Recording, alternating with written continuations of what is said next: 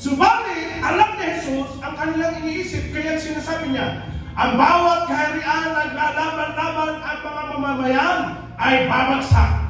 At alinmang bayan o sa bayan sila ang naglalaban ay mawawasak. That is what's happening in our nation. Amen? Kailangan maging aware tayo dito. Dahil mga kapatid, dapat ipag-pray natin sila. Sila nag-aaway doon. Yung mga possessed ng kasamaan. Possessed ng greed. Greed spirit. Greed spirit.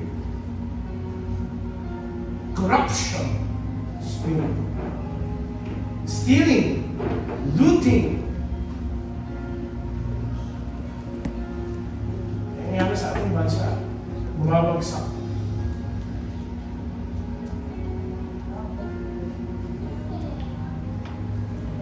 But not only the nation, every houses, every home, every churches.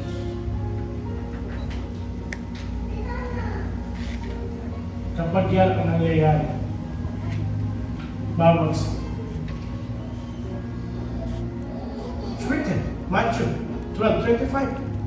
Subalit alam ni Jesus ang kanilang iniisip, kaya sinabi niya, ang bawat kaharian naglalaban-laban ang mga mamamayan ay babagsak. At alinmang bayan o sa bayan sila ang naglalaban ay mawawasak. This is the sad thing what's happening in our nation. Again, not only in our nation,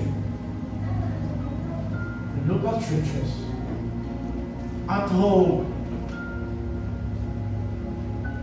But we praise God because He's going to spare His people.